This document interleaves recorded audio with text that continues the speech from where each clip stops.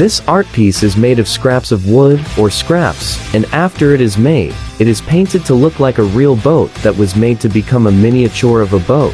This art piece symbolizes the hard work and perseverance of the Cabusueños, and it symbolizes the main pursuit of life in Cabuso.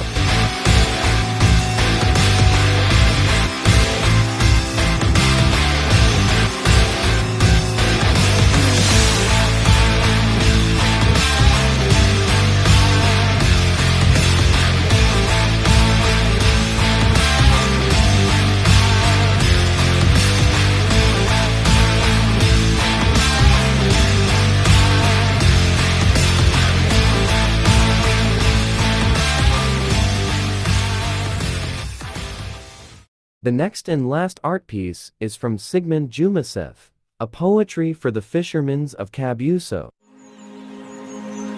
Bago pa man magbuhat ang saldang, mata na ako padagat, naghahadang-hadang. Bitbitan sa guwan, asinikot na sinublian, ako makikisapalaran sa dagat kan sa kong banwaan. Kibig-kibig kan laman, kung daing laman, pamahawan ko ang pagtubod, hali sa harong kong hinalian. Aki kong mahiling kung basog asin may kinakan, ang ulakit sa ama, labi-labing kaugmahan.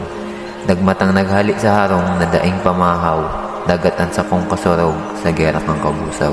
Pagtios ang kalaban, sa banwaan kong ginikanan, balon ang pag-asa, para sa mga aki kong iniingatan. Barutong bisagwan, ang sakuyang sasakyan, guguskan sa kong aki, ang gasolinang kaipuhan.